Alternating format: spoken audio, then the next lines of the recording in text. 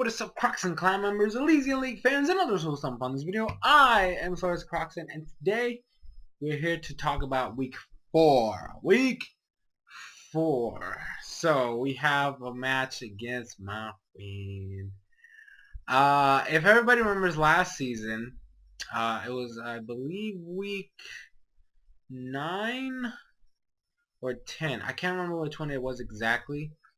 But I faced against the team, the Triton Tortugas, which is the opponent I'm facing this week. And I said last time that, technically speaking, the Triton Tortugas were really close friends of mine. They are very... He is a very close friend of mine.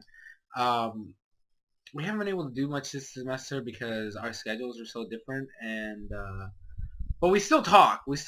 Last season, I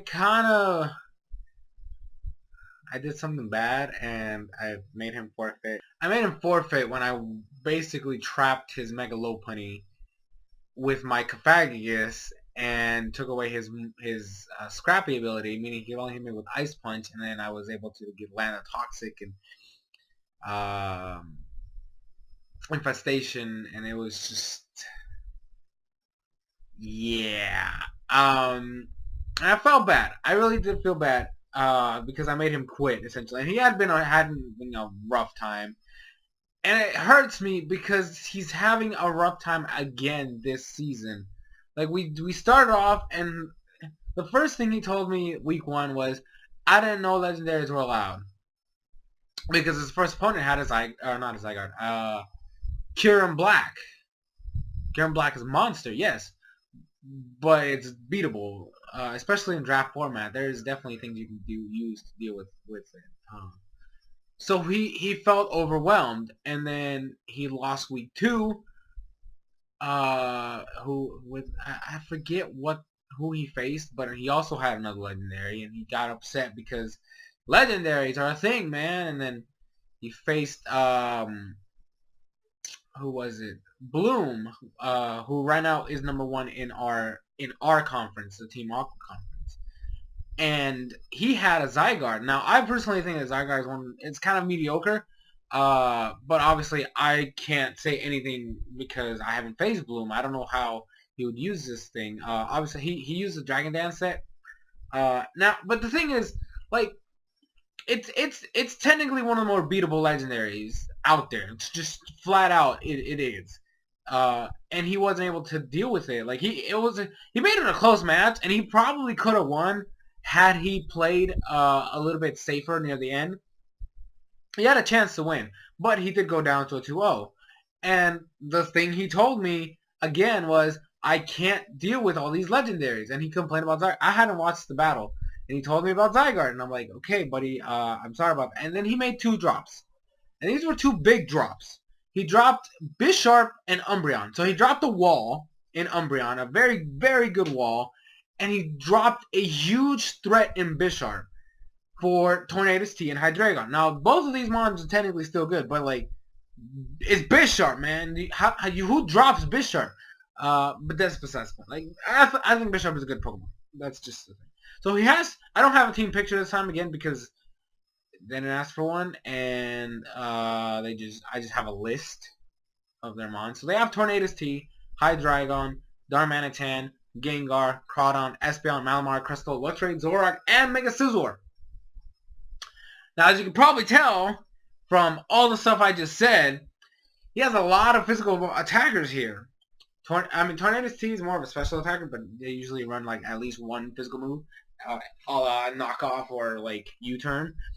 Hydreigon is a special attacker, so we'll give you that. Darmanitan is physical. Gengar is a special attacker. Crawdon is physical. Malamar is physical. Crustle is physical. Luxray is physical. Zoroark, I don't even know what people run on Zoroark. He hasn't even used Zoroark, so that's another thing. Like, if he uses Zoroark, that's actually going to surprise me, because then I'm going to have to work around it, because I won't know what he disguises, obviously.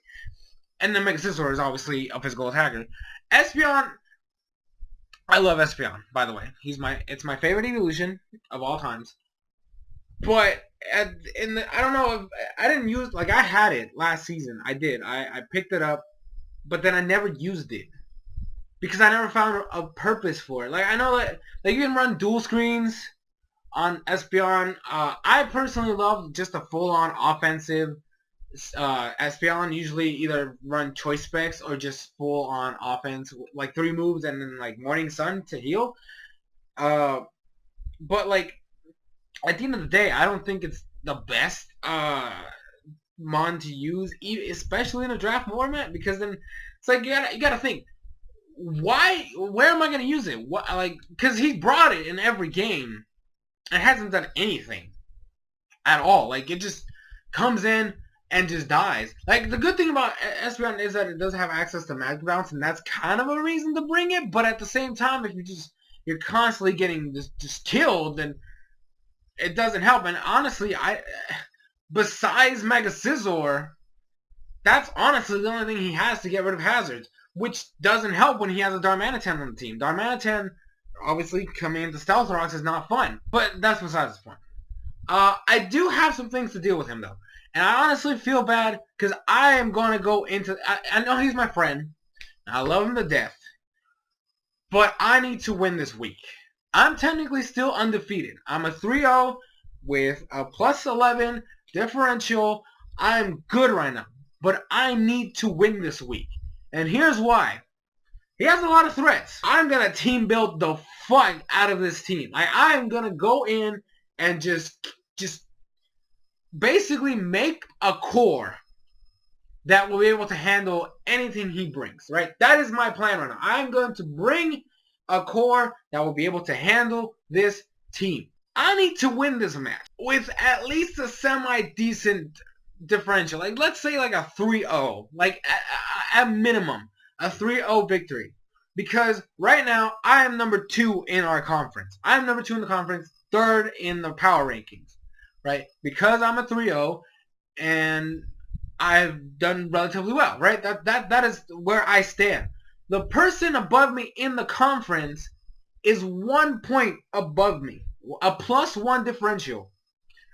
In the power rankings, all 3 of us, the top 3 are all at a 3-0 standstill right now.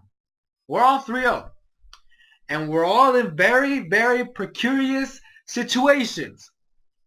Bloom is the number 1 in the conference, right? He's number 1 in the conference. He's the one that has a +12 with a 3-0.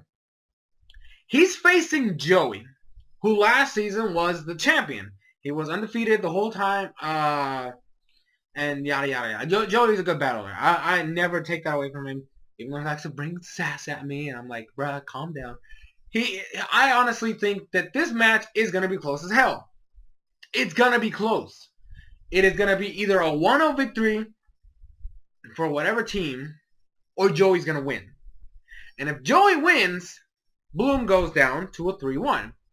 And that automatically makes me go above him. Six Paths is he's 3rd in our league, right? He's at a he's 3-0 with a +5 differential. So technically speaking, as long as I win, I will stay above him even if he gets a 6-0, right? Because I will automatically, because it's the victory, I will automatically have a plus added to my score. So I will stay above him even if he gets a 6-0, right? I need to win, though, so that he doesn't pass me. And because all 3 of us are the 3 on top of the power rankings, if I win and Bloom loses or only wins by a 1-0 margin and I win with a 3-0, that automatically puts me above Bloom. I'm number 1 in the conference, and then it, boosts me up to, at least 2nd in the power ranking. And then it comes down to Six Paths, who's facing Swishy, who she did beat me last season because her bulky-ass team. And she has another bulky-ass team this year. And oh my god, I swear to god, she just... But that's besides the point. Okay, I'm not battling Swishy yet, so I can relax. This is going to be an interesting match because Six Paths is a really good team builder. Like, he's really good at team building. Which is scary. But Swishy has a really good team. A very, very bulky team. And a very good team. So it's just a matter of how much of a differential we can do here. Because if I win at a higher differential than Six Paths does, honestly, Joey, if you don't put me at number 1 after that, that's I'm gonna be suspicious over here. Cause this man over here, I've been doing like I will give it. Week 1 was a wash. Okay, that I admit I should have lost that match. I should have lost that match, but we take those. We take those. And then week 2 was a 6-0 win from me. And he in the power was like, oh well, he hasn't even been fully tested yet. And then he has the nerve to still talk shit. Even though I took my opponent down with a 4-0 and I was running that entire match. The dude even admitted it. He makes YouTube videos too, and he does upload content on the league. Even he admitted the fact that I was running the entire match. And I believe I was. For the majority of the match, I was the one that was controlling the pace of the match. In fact, I would have won with either a 5 or a 6-0 if I had, I don't know, maybe played a little safer at the end and not lost my red to steel. But the point is, I still won. And he's still talking like, bro, what does it take for me to impress you now? It's like, is it just because I did so well last season and you're like, oh man, this guy is just, he's not doing it. I will tell you guys one thing right now. I saw the preview that he made with the person that beat Agron. They're actually doing previews and they want me to be in this week's. I'm going to try my hardest to be in it. This man was like, oh, this man, I mean, I'm going to give, he said he would give Agron the win because I was overconfident. Like, bruh, are you serious? Do you not think I take this shit seriously? I take each week seriously. I go in and just think and analyze like a motherfucker. And you're going to say I'm overconfident? Bitch! I will go there and smack you. Oh my god. Shut up, phone. But oh my god. It was ridiculous. But anyway, so this has to be a win. He does have, like I said, he has a bunch of threats. Pretty much the majority of his mons are threats. I have to build my core accordingly. I don't think I'm going to go full defense because, man, I can. I technically can go full defense. But I'm not going to because that's just not, no. I'm going to bring some offense. Don't worry about it. This is going to be fun, though. But yeah, so thank you guys so much for watching. I have been SoresanCrockxen, and I'll see you guys in future videos.